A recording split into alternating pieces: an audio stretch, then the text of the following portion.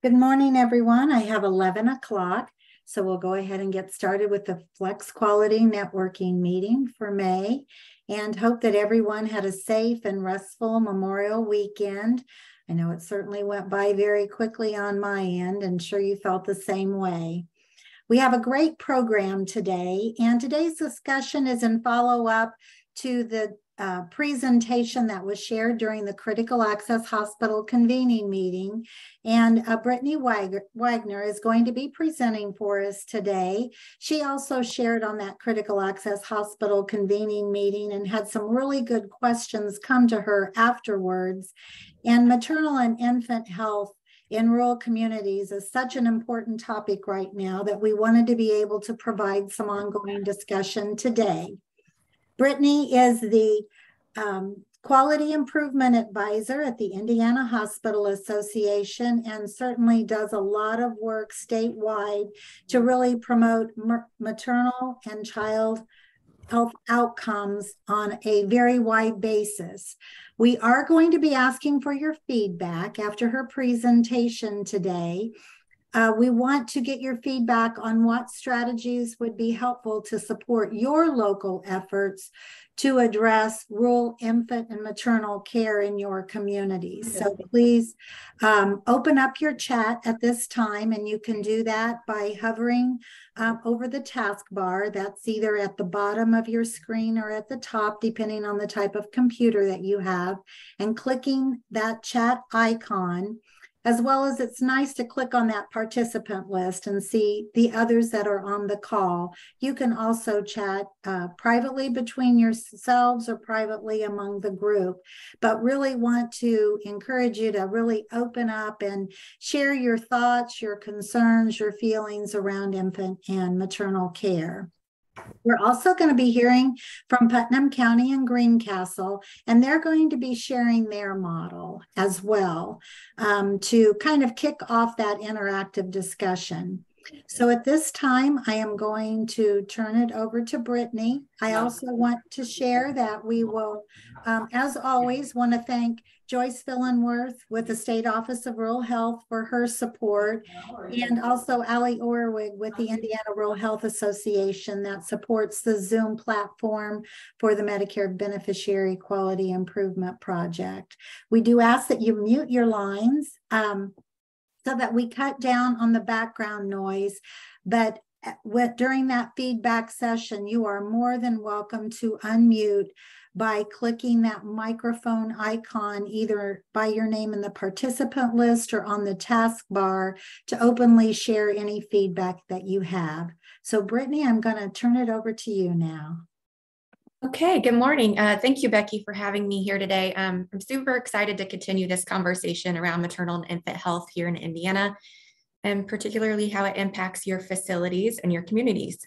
Like Becky said, I am a certified clinical nurse specialist, and I do get the pleasure of serving as the Maternal and Infant Quality Improvement Advisor at the Indiana Hospital Association. I am hoping, as Becky said, to make this presentation interactive through discussion, kind of learn from each other. And if there is any additional information that you all feel would be helpful, we would welcome to continue this conversation by hosting additional calls and things like that. So first, let's go ahead and dive into maternal mortality here in the state of Indiana. I did go over this in a previous call, so if you were on the call, I'm going to breeze through this, but I do feel it's important to really set the foundation and the stage of what we're going to be discussing today. When we discuss maternal mortality, it's super important that we all understand some key definitions. Pregnancy-associated death is sort of the umbrella term for all maternal deaths in the state of Indiana. It's a death occurring during or within 1 year of pregnancy, irrespective to the cause. Pregnancy-associated but not related deaths, those are deaths during pregnancy or within 1 year of the end of pregnancy from a cause that is not related to the pregnancy whatsoever. And then pregnancy-related deaths, it's a death during pregnancy or within 1 year of the end of pregnancy from a pregnancy complication. So it's really a chain of events initiated by the pregnancy or the aggravation of an unrelated condition by the physiologic effects of pregnancy. Here you can see from 2018 to 2020, all pregnancy-associated deaths. Again, these are not, they don't have to be directly related to the pregnancy itself, but they're really led by overdose, homicide, motor vehicle accidents, and so on. But when we only pull out those pregnancy-related deaths, again, those directly related to the pregnancy from 2018 to 2020, you can see that the leading cause of those deaths were led by postpartum cardiomyopathy, sepsis, septic shock. I won't read through all of those. I will just point out that both sepsis and hemorrhage have several different categories in this group. So if you pull out all of the hemorrhages, for example, they really rise to the top. So postpartum or pregnancy-related hemorrhage is really one of the highest indicators. This slide, I think it's super important for you all. While most of the pregnancy-associated deaths, which are about 60%, occur 43 days or more postpartum, 66% of the deaths determined to be pregnancy-related occurred either during pregnancy or within the first 42 days postpartum. And these findings really suggest that women are most at risk of dying from a pregnancy complication or other condition aggravated by pregnancy, either during pregnancy or in the first 6 weeks following childbirth. However, this is super important, their risk of dying from other causes, including injury or other medical conditions, is highest more than 6 weeks after childbirth. So it's really critical that when any woman of childbearing age is presenting to your facility, and this can be whether or not you're a delivering facility or not, that you are asking the question, are you pregnant or have you been pregnant within the last year? We usually just focus on that 6 weeks, that 43-day time frame. But in order to capture these deaths within that year, and for you all to be able to rule out whether or not it's pregnancy associated, it's very important to ask that question. And in the case of triaging these patients correctly, perhaps catching some of the postpartum conditions that so many women are sent home from the emergency departments and die the next day. Unfortunately, we do not have enough data on these deaths to show statistically significant data when it comes to maternal mortality. But clinically, we see many of these mothers that you could potentially impact when they come into these ERs over and over again. Again, particularly with those postpartum complications. Many times these complications are missed. And it's just because they didn't simply ask the question whether or not they were pregnant within the last 6 weeks or 1 year. Now let's shift gears a little bit, and we're going to talk about infant mortality in Indiana. So according to the Indiana Department of Health's 2023 Infant Mortality Report, which is hot off the press, just published, here are the infant mortality rates from 2012 to 2021. You will notice that while we are on the decline, starting in 2017, that we've seen an increase in 2020 and 2021 as well. Indiana is above the United States rate, as you can see there in the yellow, which has been on the decline, and also well above the Healthy People 2030 goal that you will see there in red. These rates are based on deaths per 1,000 live births, and Indiana clearly has some work to do. Here are infant mortality rates by race and ethnicity. So there in red, once again, is the Indiana rate. While we have made great strides with our non-Hispanic Black rate, it still remains almost 3 times higher than the non-Hispanic white rate. Another interesting find is that in 2021, the Hispanic rate jumped from 6 to 8.1. The non-Hispanic Black rate remained the same for 2020 and 2021, and the non-Hispanic white rate continues to be on the decline. So there are clear racial disparities here that exist. These are the number of deaths and rates by race and ethnicity, just in a really different depicted model. Once again, you can see how the non-Hispanic Black rate is almost 3 times higher than the non-Hispanic white rate and a little over 2 times higher than that of the total statewide rate. Next, here's infant mortality by county level. I know some of you have asked for specific county level for your hospitals, and I'm more than happy to provide you with that if you would like. But you can see here that the 10 highest stable infant mortality rates, and stable rates are based on counts of at least 20 deaths. So 10 highest stable infant mortality rates, those counties who are the highest: Adams, Shelby, Marshall, Delaware, Vigo, Lake, Grant, Elkhart, Noble, St. Joseph. Stable rates achieving Healthy People 2020 goal, you can see there, which is an infant mortality rate less than 6. And then stable rates achieving the Healthy People 2030 goal. There are 3 counties in the state of Indiana that do have an infant mortality rate of less than 5, and that's Porter, Hendricks, and Hamilton.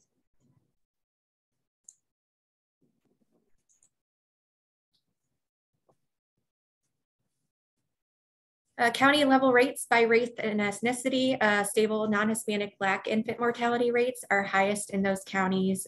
You can see there: Elkhart, St. Joseph, Vanderburgh, Lake, Tippecanoe, Marion, and Allen. Stable non-Hispanic White infant mortality rates, you can see there: Adams, Noble, Shelby, Vigo, Grant, Wayne, and Delaware. And then our highest stable Hispanic infant mortality rates: Elkhart, Allen, Lake, and Marion. This slide looks at causes specific to infant mortality by race and ethnicity. So perinatal risks are the most common cause of infant deaths. And what is a perinatal risk factor? They're conditions that affect an infant that originate during pregnancy, during the birth process, or very shortly following birth. Practices to reduce perinatal risk deaths promote early, accessible, quality prenatal care, improve overall health and access to care for women of childbearing age. And the racial disparity is particularly pronounced when perinatal risks are the underlying cause of death. As you can see, that these perinatal risks are almost half of those deaths when looking at the non-Hispanic Blacks. And when comparing them to their counterparts, are significantly higher.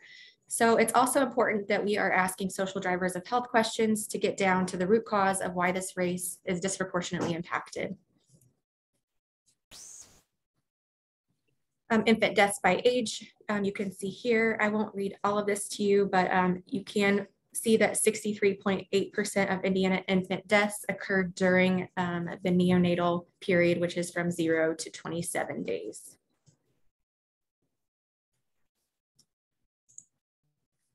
Okay, now we're gonna just jump a little bit to, let's talk about the rural hospitals here and just the current climate of how it's going for all rural hospitals in the United States, not just Indiana.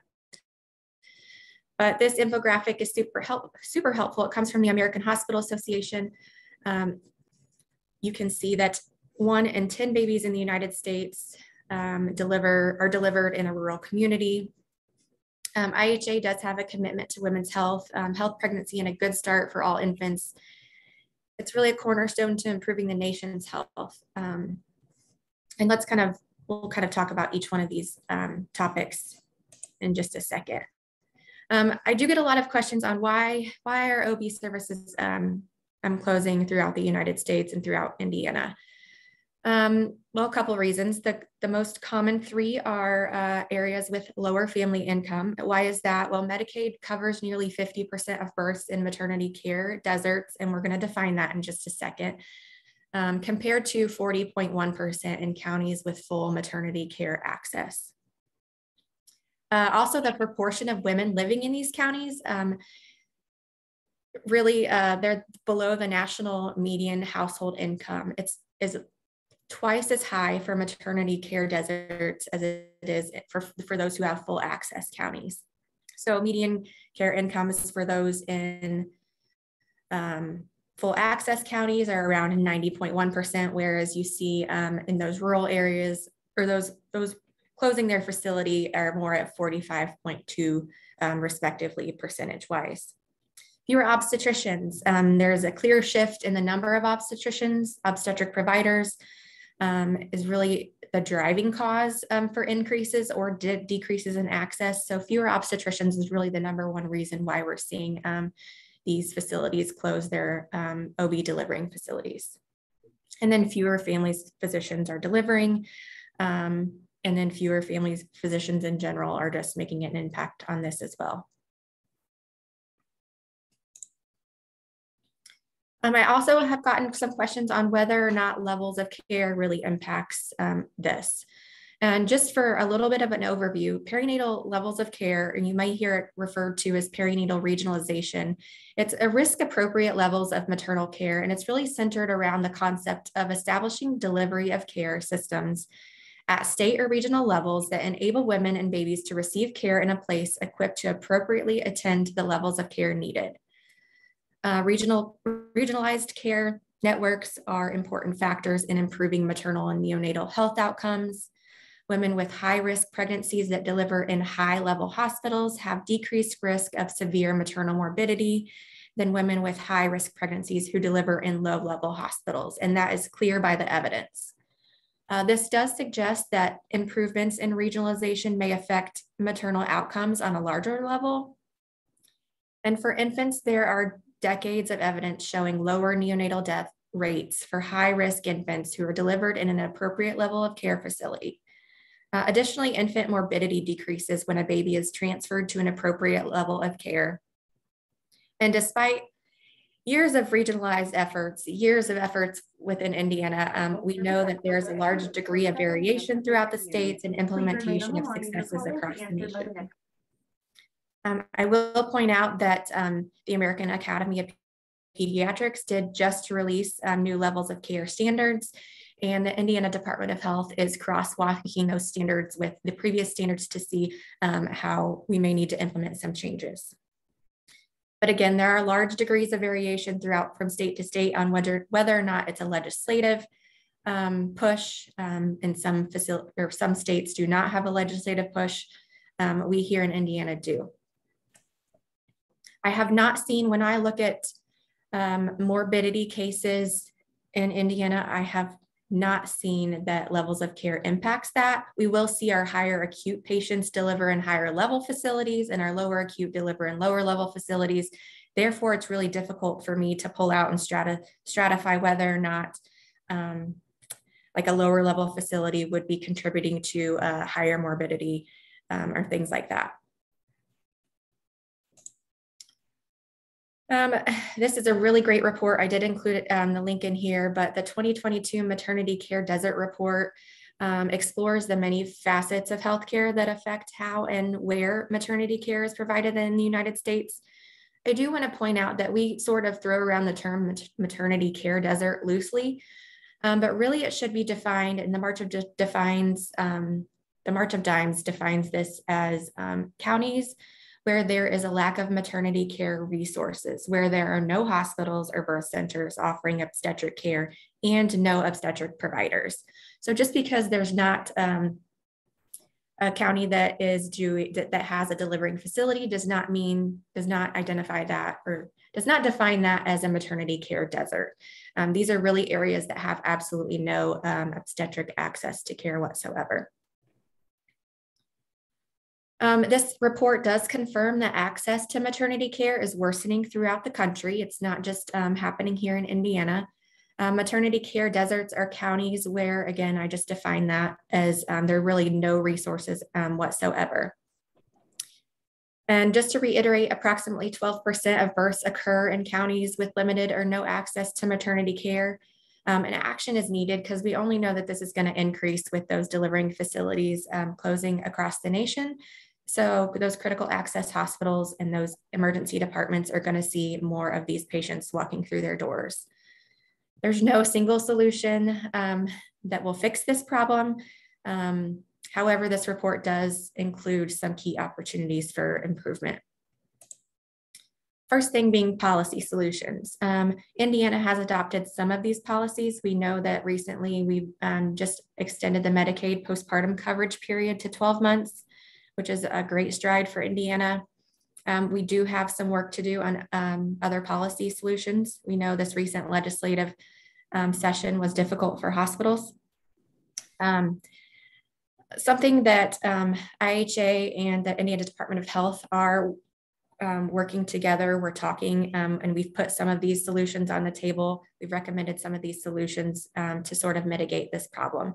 One of those being expanding access to improve integration of the midwife model of care in all states. And Darla Berry is here today. She's going to kind of talk about Putnam's model. I think I was going to call on her now, but I think I'll go ahead and just finish, and then Darla, have you kind of talk towards the end of the presentation to kick off discussion. The March of Dimes report also does really hit that we are addressing those social determinants of health to reduce those disparities. Really, there's not a robust amount of research around this. We do know that they impact a woman's health. We don't know which exact social determinants impact that mom's health, but really just expanding the scope of research on social determinants of health, social drivers of health, and policies as fundamental drivers for population level maternal and infant health. It'll also really help with engaging in health system reform, including educating providers on implicit bias, increase community engagement through inclusion, education, social activism, and advocacy. It's also included in the White House blueprint for addressing the maternal health crisis. So again, super important.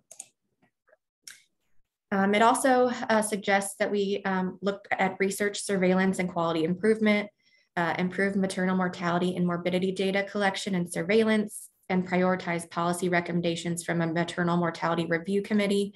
Indiana has been doing this since 2018. So it's really important that all states are collecting the same information when we look at maternal mortality. So as we move down the years to come, hopefully we can come together as a nation and really look at these maternal mortality cases more standardized. And then to invest in strengthen perinatal quality collaboratives. So the Indiana Perinatal Quality Improvement Collaborative, super important that you guys are at the table. If you want to get involved in IPQUIC, it's a really great way just to know what's going on. And it's sort of an infrastructure that supports Indiana and really leads the efforts to improve. They want to get a lot of improvement. And just to reiterate, IHA's Inspire Hospital of Distinction supports all of these efforts as well. One more question that I did receive as well. Do critical access hospitals have a different C-section rate just due to the lack of resources than our other facilities? And this is just based on the Indiana, sorry, let me back up. So the CDC Indiana C-section rate for 2021 is 31.9%. Indiana's rate is 30.4%, and that is also from the CDC. And then when I personally looked at the critical access mean and the range, I pulled it from DRG codes. I think this is the great conversation that we can start having and really diving into this information. But as a start, this is what I found. And I don't think it's fair to say that critical access hospitals have a higher rate for C-sections as a whole, but why is there such a range? So the mean rate for critical access hospitals, and this is total C-section rate, is 29.5%. But when we look at the range is really from 14% to 46%. So that's quite a large range. Could it be that those counties have a higher incidence of chronic conditions, social drivers of health? Not sure, but I'm glad we're starting this conversation to kind of dive in to see why. So that was fast. Thank you again for partnering to keep Hoosier pregnant persons and infants safe. I think this is going to be a great conversation. I'm going to stop sharing my screen, and I think we'll ask Darla to kind of share and go over kind of the history, if you don't mind, of Putnam's closure, and then where you guys are at today and how it's helped you. Sure, happy to. So my name is Darla Berry. I'm a certified nurse midwife. I've been a certified nurse midwife now for almost 25 years. Spent the majority of my career working in Indianapolis with underserved and uninsured women. And I kind of look at that as, women who seemingly have all the resources at their fingertips and all of the access. And I'm now working in a rural community with women who have a whole access, and underserved looks a whole lot different, as you all know, in a rural community. I am a member of the state Maternal Mortality Review Board, and I'm very familiar with many of the statistics that Brittany has already shared. Historically, I've been a member of Marion County's Fetal Infant Mortality Review Board, so spent a lot of time, looking at causative factors and looking at what's missing and what we can do to improve our outcomes. I'm long committed to women's health, and I'm a firm believer that the key to improving our maternal and infant health outcomes is increasing access. As you all know, increasing access is made more difficult by the fact that there are fewer physicians going into OB, especially in our rural communities. Increased access, I feel at this point, is going to be best achieved and most reasonably achieved with the increased utilization of midwives and advanced practice nurses. I am currently working on a grant through the Lugar Center for Rural Health and Union Health in Terre Haute, providing prenatal care at Putnam County Hospital. And I'm also seeing patients in the Rockville Family Medicine Office in Park County. Both of those counties, Park County and Putnam County, are without delivering hospitals. Putnam County does have some presence from the Hendricks group, but Putnam County Hospital is really a pretty incredible model. Their Family Life Center closed in September of 2011, but they have remained committed to delivering women's health since that time, utilizing family nurse practitioners, collaborating and partnering with since that unit closed, a couple of different larger hospital organizations. Currently, they're partnering with Union. However, I kind of tend to look at the care that we're providing at Putnam County as kind of breaking the traditional model or mold of prenatal care. Typically, we think about women coming to see a provider or a provider group and then delivering with one of those providers when they go to the hospital. I think nationally and locally, as we move towards hospitalist groups, the real opportunity for women to know their provider is, see the provider who's going to deliver them prenatally and then follow through with that to labor and delivery. That the opportunity to do that decreases. So what we're doing at Putnam is offering women an opportunity to see me in the office at Putnam closer to home. And they come to me, and in our office, within the four walls of our office, they can see me as an OB provider. They can see Brianna Tyson, who is a fabulous lactation consultant, but she's also a perinatal navigator. They can also get signed up for, be assessed for, and evaluated and followed by our WIC team. We have ultrasound capacity, and we can do all the prenatal labs. So they get their prenatal care with me in a perfect world. And if they ask me and they don't have a preference for where they delivered, then as a Union employee, I'm going to recommend that they go to Union. But that may not be the closest place for them, and they may prefer to go to another hospital. If that's the case, we ensure that they've got records, that those records have been transmitted to that hospital, so that transition is as seamless as possible. We also utilize iHi to ensure that their records, their ultrasounds, their labs, and everything are accessible to whoever is seeing them. I started seeing patients in September of last year. To date, I think we've had 15 babies, and they've kind of been a split. But I think when I look about at the number of women we've touched over 50 pregnancies, because women can also come and see us and do their initial visit, do their ultrasound, do their prenatal labs, and then choose to go elsewhere, which is fine as far as I'm concerned, because they've had that initial touch point and somebody has gotten that critical first trimester dating ultrasound and gotten them connected with WIC, gotten them connected with the perinatal navigator who works countywide. So we work really hard to keep a very tight net, so to speak, so that women don't fall through. What else can I tell you? I think at this point, we also, the other thing that the benefit of that early contact is that we have an opportunity when we talk about perinatal risks. There are a lot of things that are not necessarily negotiable, but things that we do have some control over to impact and improve. If somebody presents at 8 to 10 weeks and has elevated blood pressure, my collaborating physician is in Terre Haute, so I can pick up the phone and say, hey, I've got so-and-so here. I need to do, we've done all of these things. This is what we're seeing. They may want to see her. They may have all the information that they need from me and may be able to make a recommendation for care just on that phone call. So it is, I'm a little bit biased, and Brittany knows I'm good at stirring up trouble. I think integrating midwives is critically important. I think full practice authority for our advanced practice nurses is critically important, because as we continue to experience a decrease in the number of OB specializing physicians, whether that be an OBGYN or a family medicine provider or practitioner, if we don't have the physicians, then we can't have the advanced practice nurses, because at this point in time, our employment and our capacity to work is tied to the presence of a physician. So those critical collegial relationships are present regardless. I am in regular and routine contact with my collaborating physician, as well as the other generalist OBGYNs at Union Hospital in Terre Haute. I think to speak to I'm super excited about the model that we've got, because I think we've got the potential to really make some impact.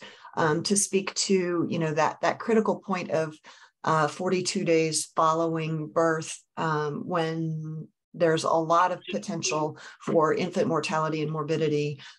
We, in my program, our program at Putnam County, are intent on getting those women into our office by 1 to 2 weeks postpartum, which I think is hard to get done, but I think you have to make it a priority. So those women see a lactation consultant at about 1 week postpartum. They see me at 2 weeks postpartum, and then I see them again at 4 to 6 weeks postpartum. So we're able to catch potential breastfeeding issues, bonding issues, postpartum depression, and all of the things that we hear so frequently. So I think those are, we've got an incredible program, and I'm really proud of our team and the work that we're doing. Thanks, Darla. I don't know if Deb is on the call. I was just on a call with Deb from Parkview, and I told her I was gonna pull her on here, but I'm not sure if she's on here or not, to kind of talk about what Parkview's doing as well. And if she's not, that's okay. Anybody else can come off mute and kind of talk about what you guys are doing and your models of care in the current climate.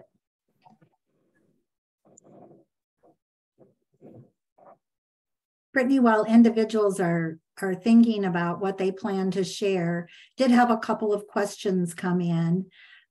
One is, what education is out there for us to use on preeclampsia prior to delivery and postpartum? The hospital recently had a patient come in 26 weeks complaining of vomiting, and they missed preeclampsia altogether. And so wanted to reach out. Marcy was wondering what type of education is out there and what would be best to do. Yeah, so the Preeclampsia Foundation, and I can send these resources to you, Becky, and you can send them out with the recording.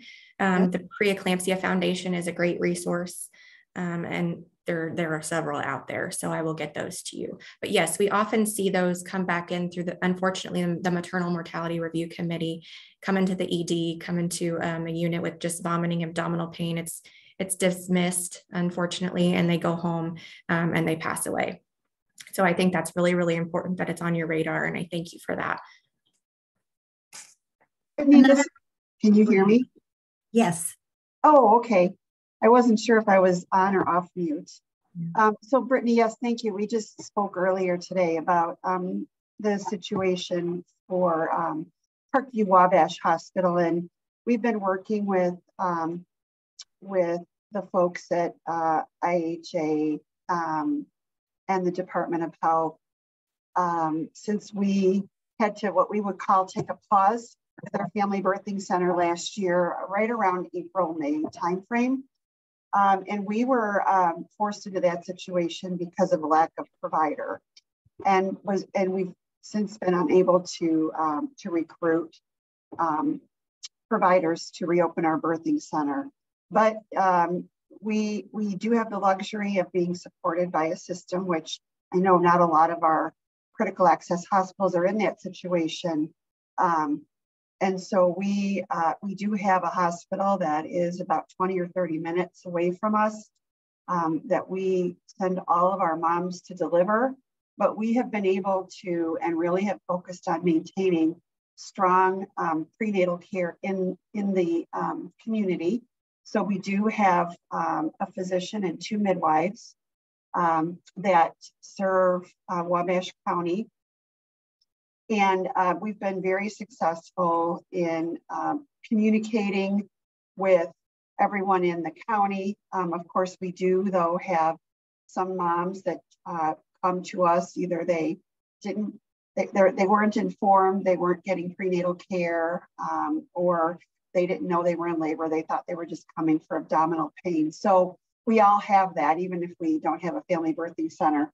So we got some good information from our partners at the Department of Health, some education that we should be doing for our ED nurses, which we did last spring.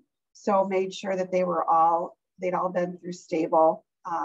We have all of our house supervisors NRP trained. They already were, but just make sure that they maintain that. Several ED nurses NRP trained. And then we started working with some technology to ensure that our sister hospital in Huntington was able to see via remote monitoring fetal heart and some maternal vital signs. And in conjunction with then the regional medical center, we've been given. I have a question for you.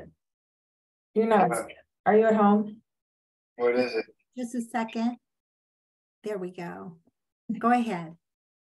Let's see. I was just saying, I think in conjunction with the regional hospital, we have good communication and collaboration to make sure that everyone's on the phone. They can look at the information that we can transmit and make a good decision about where that mom should go. We have had moms deliver here. I think we've had 2 or 3 deliveries in our ED in the last year. And those have all gone very well. We would prefer not to have that, of course, but it happens. And I think our staff is well trained. Our new focus now is from Brittany's going to help us with some specific data to the counties that we serve. And we're going to make sure that we've got a great program for prenatal and postnatal care based on the things that we've been learning from Brittany over this past month. And so that's our next step. Thanks, Deb. A question that came just for the group in general is, are you using doulas at all?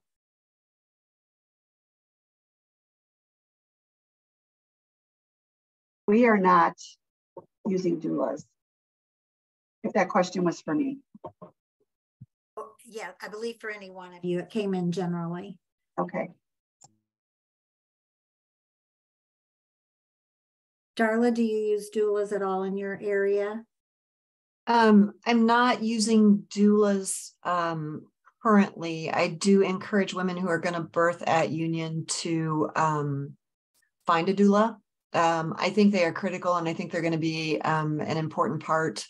I think we have to figure out how to get them integrated and how to get them. I mean, they're equally difficult to find, in rural communities where there is not a delivering hospital. Thank you. Brittany, any comments from you that you've heard? Nope, I do know there is looking at increased, coverage, financial coverage for doulas, but again, not necessarily in those rural areas, unfortunately. Okay, thank you. Mm-hmm. Another question that came in, and this is transportation hits, I think, every aspect of care, but transportation to appointments is a frequent concern and issue with our patients from a rural setting. Does anyone out there, and this is to anyone that is on the call, have a plan for this, a plan to really improve those transportation efforts? So I can speak to this from a Putnam County perspective. Like I said, my collaborating physician happens to be an MFM physician at Union. We have not typically encountered a lot of difficulty in getting women to get out there, but I think the beauty of our setup, and I hope that others can do this as well, is that having someone in your space eliminates maybe, depending on the condition, the frequency of the number of trips that a patient has to make or that a woman has to make to an MFM that may be 45 minutes away. I think telehealth would be a great option. Putnam County also has a transportation system or transportation, department, so that we can help with getting women to appointments when they may have trouble. But transportation is 100% an issue and just touches every aspect of care. Darla, when you say transportation system there at the hospital, what exactly does that mean? Do you have a bus? Do you have individuals that will come in and take patients to appointments? Hey, Brianna Tyson, are you on? I sure am.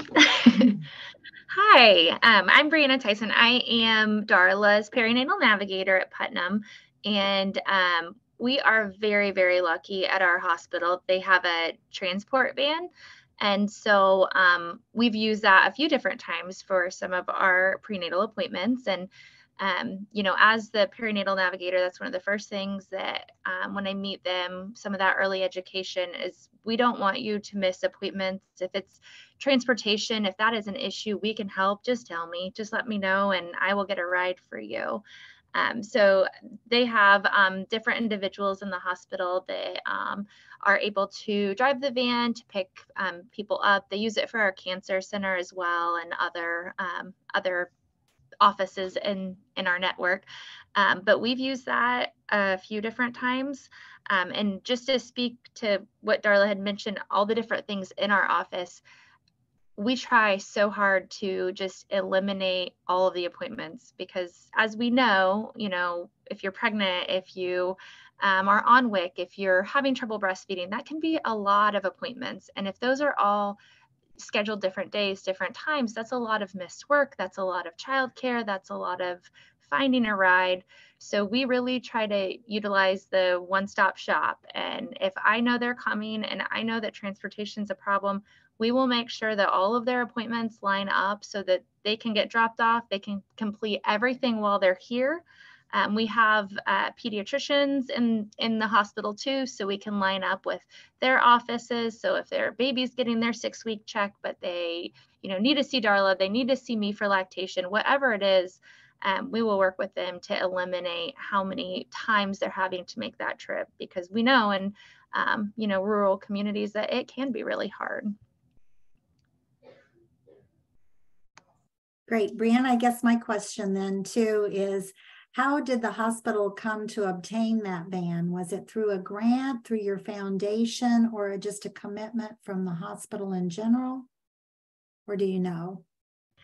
So I don't know all of the, I'm not totally sure. I know we've had a lot of community support, and I think, and I could be wrong on this, but I think the van itself was a donation from a local business. But I'm not totally sure that that's correct. But I know we've had a lot of community support with getting that program up and running, and some different fundraising efforts and things like that. Great, thank you. Definitely open up chat in those questions. We also want your feedback on what strategies would be most helpful to support your local effort as Brittany, assists the state in implementing changes. And I know, Brittany, one question that was forwarded to me was, how are changes in the standards as the state crosswalks those national standards that just were released with the current state standards? How will changes be communicated? Those changes will be communicated from the Indiana Department of Health. So this really isn't going to change any level of care rules. That will not happen until we refer to it as the Blue Book, but it's the ACOG and the AAP written book together on levels of care. And that will not happen until the new edition comes out, which I can't give you a timeline for that either. But yes, the Indiana Department of Health and I certainly help with disseminating that information as well. Great, thank you. I do want to add just a little bit about Putnam. I have seen other facilities who have closed their delivering services implement this navigator, nurse navigator system. So they're not just leaving their moms high and dry to figure it all out themselves. They're still supporting a navigator in that facility to be able to help these moms navigate their way through their pregnancy and delivery. And it seems to have helped and be successful. Great. Now, everyone, now's your opportunity. Open up your chat, open up your line. Feel free to ask questions. We want to hear what your needs are, what strategies maybe are working for you that you haven't heard on the call today. So we're just going to pause here. But feel free to unmute your line and jump right in.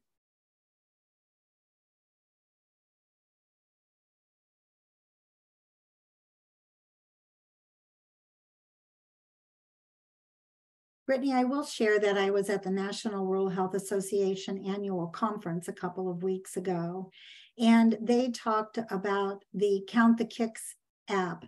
And there have been some states that have dramatically decreased infant mortality after that app was implemented in the state. So I wondered if you could describe the app and how that works, and any costs associated with it, because I was real impressed with the improvements that had been made just through the use of the app by the mothers.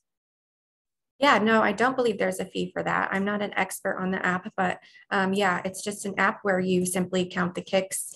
You are timed. It reminds you to count, just pause and let's make sure baby's moving okay. I do know that we support that here in Indiana, and I will get you that information as well. And then, yeah, so small programs that they've piloted on infant mortality, have really shown to reduce that. If anybody else on here knows more about it, I don't know if Darla knows more about it or not, feel free to chime in, but yes, it's very useful. Deb or Pat? Annette, countthekicks.org. That's it. That's the only thing I was going to add. Okay. And Deb, I didn't know if you promoted use of that app either. No, this is the first time hearing of it, so I'll welcome information on it. Yeah, unfortunately, I don't think people know much about it, so I think maybe we push that information out. That would be helpful. Yeah, we'll make sure then and get that out to everyone today. So there was an entire presentation at the National Rural Health Association meeting specifically on the use of the app, and it was the first that I had heard of it too. So it also limits those calls to the provider when not necessary. They're just worried about baby moving and such. So thank you. And thank you, Annette, for putting the link into chat. Any other questions or comments? Or if you had certain things available in your community you think would really impact an improvement in the rates in your counties and in your communities.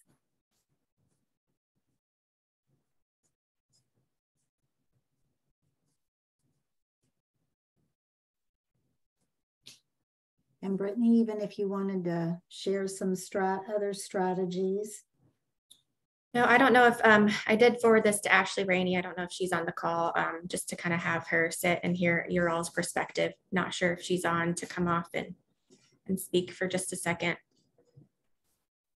She may not be.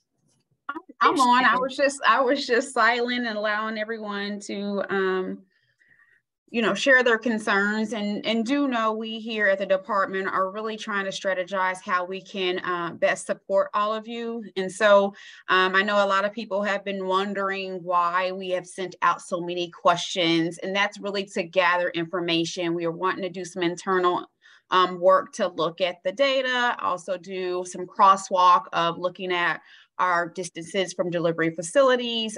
What does that mean? So we're really trying to be intentional to give the best support as much as possible. And then also I would just share from my leader, this is a great time to also connect with your local health departments. With them receiving those monies and those funds, great way to start looking at how can you, talk with them in regards to maybe doula support in your area. What does it look like of probably getting someone within the public health who can assist and offset with those blood pressure checks and other offerings that those funds can be used for to support, maybe even nurse navigation programs as well. Thank you. Great plug for the local public health.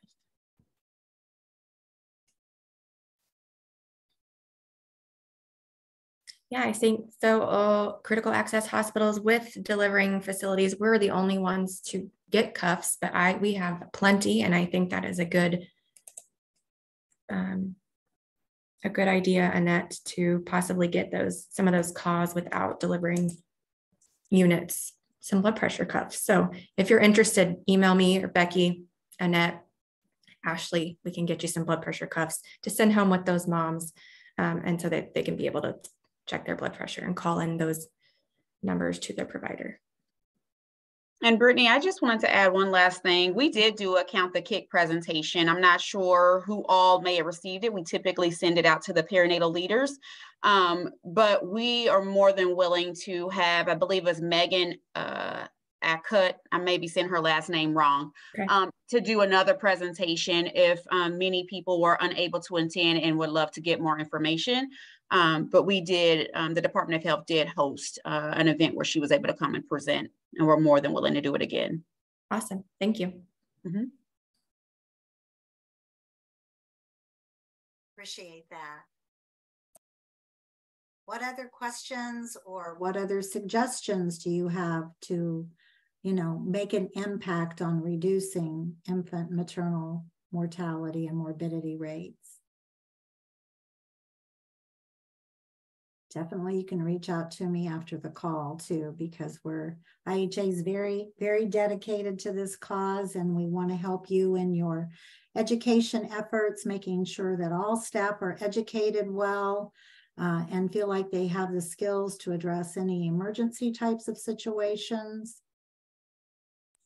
Yep, just know that it is on our radar. It's on the Department of Health's radar, working together. If there's anything you guys need, simulation-wise, education-wise, anything at all, we're here to support you.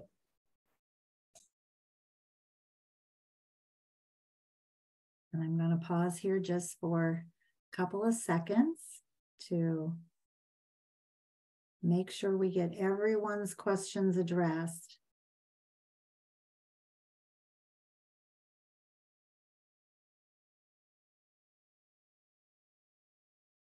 Okay, not seeing anything additional, but that doesn't mean that you can't reach out at any time. Feel free to contact Brittany or myself, and we will get you connected with the right people and at least try to assist in addressing the needs you have in your area. So thank you so much, Brittany, and to everyone that shared information, to everyone that asked questions. We will get out all of the resources that were discussed on today's program, and just do any kind of ongoing efforts that we can to help you in your day-to-day activities around improving infant mortality care. So thank you so much for attending, particularly after a long holiday weekend that was extremely busy, I know, for many of you. And thank you so much. And we will then end today's call. Much appreciated. Have a great day and great week, everyone. Bye-bye. Bye-bye.